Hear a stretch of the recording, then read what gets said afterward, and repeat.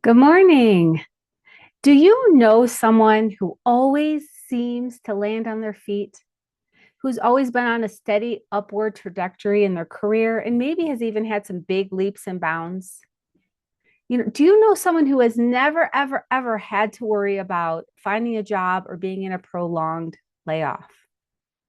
And maybe they've even had a role created just for them. And from the outside, it can feel like they're charmed or lucky, and they're always in the right place at the right time.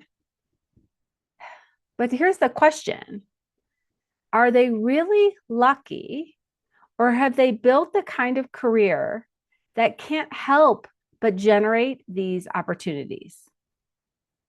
And more importantly, how do you build that for yourself? Hi, my name is Maria DeStore, and I go LinkedIn Live on Tuesday mornings to share tips and tricks to help you redefine your career so that it works for you and not the other way around.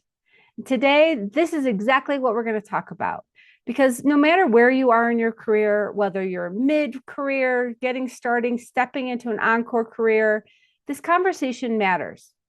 Everyone needs a career safety net because job security is really a myth. I think that the current climate has illustrated this again and again.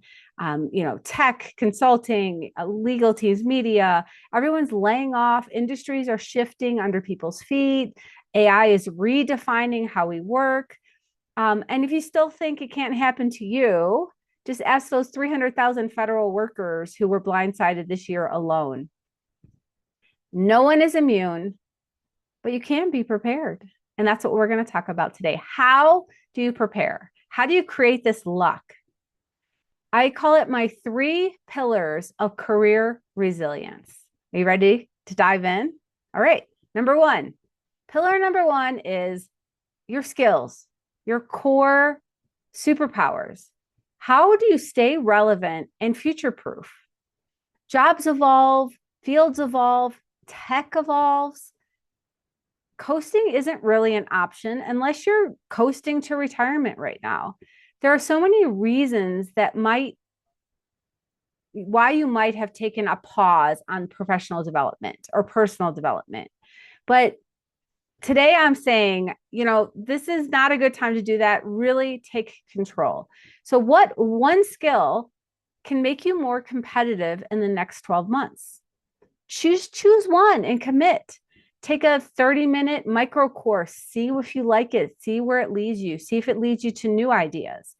Ask your manager or your company, what skill will matter most in the coming years. Are you going to be moving into management? Do you need to do some leadership development? A volunteer for a stretch assignment, something that's a little scary. Take on a project, volunteer with a nonprofit so that you can learn social media management. There's so many different ways to just take a little role and try it out and see what you learn. So, your safety net begins with your core skills because those are the skills that pay the bills. So, what skill are you going to continue to upskill in 2026? Pillar number two, your network. It's a lifeline, not just a backup plan, something that you only work on when you're out of work. How can you continue to nurture and build your network no matter where you are in your career right now? Sometimes we get into a job and we're excited and we isolate ourselves, and we even forget to connect on LinkedIn with our coworkers. Start there. It's so easy to look down and just be in the weeds and forget about these higher level things. How can you get out? Can you go to conferences and connect? Can you offer to speak at events? Can you run workshops? Do you have affinity alumni groups? Are there industry or tech groups that have social hours during these holidays? I challenge you to grow your LinkedIn contacts by 30 people before the end of 2025. I know you can do it. And after you connect with these people and also with people you've already been connected with, message them, comment on their posts if they're posting, follow companies of interest or tech news or anything else that's of interest to you that's going to help open your eyes to the world of possibility, as well as Help spread your personal brand out into the universe.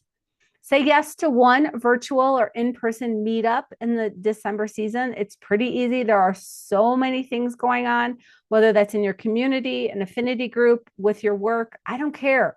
Get out. And when you go to this event, use that as an excuse to connect with new people and have conversations about what they're doing and what you're doing, and see if there's any synergy.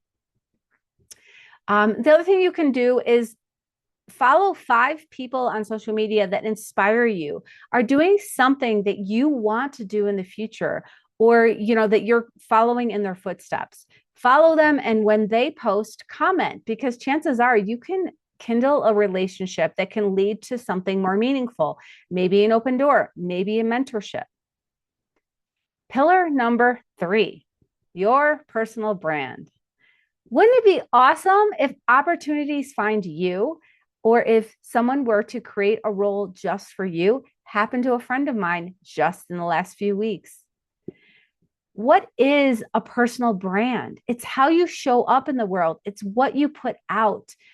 It's not necessarily, you don't have to be an influencer, and that's not what I'm saying, but it's about being findable, memorable, and referable.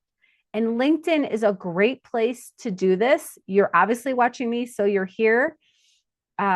It's having the right headline and keywords, and update your photo if it's 10 years old, please.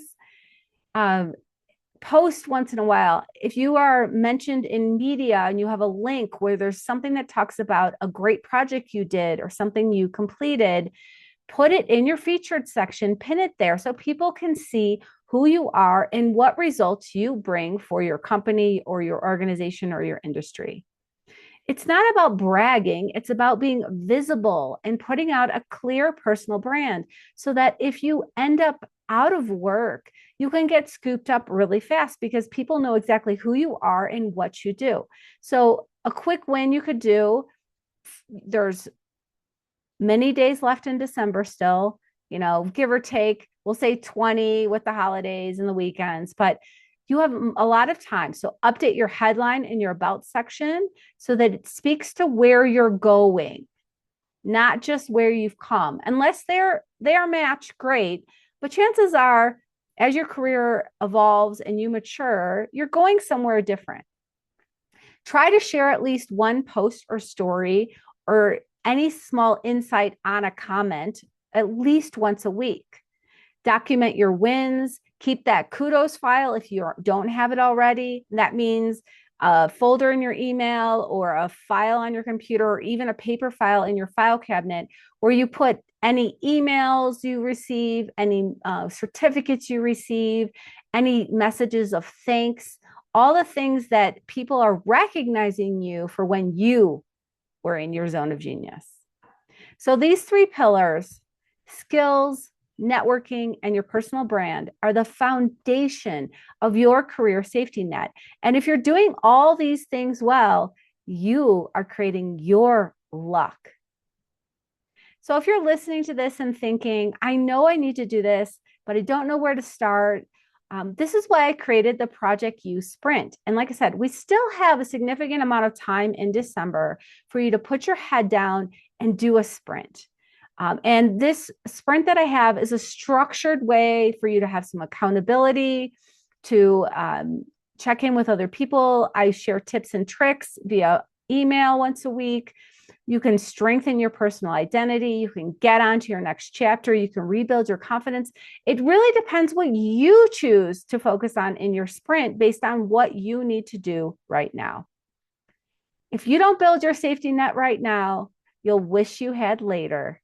Join the Project You Sprint, come along with me and secure your next chapter.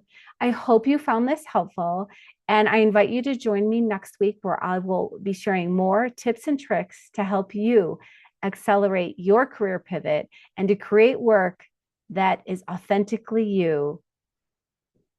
Thanks for joining me. Have a great week.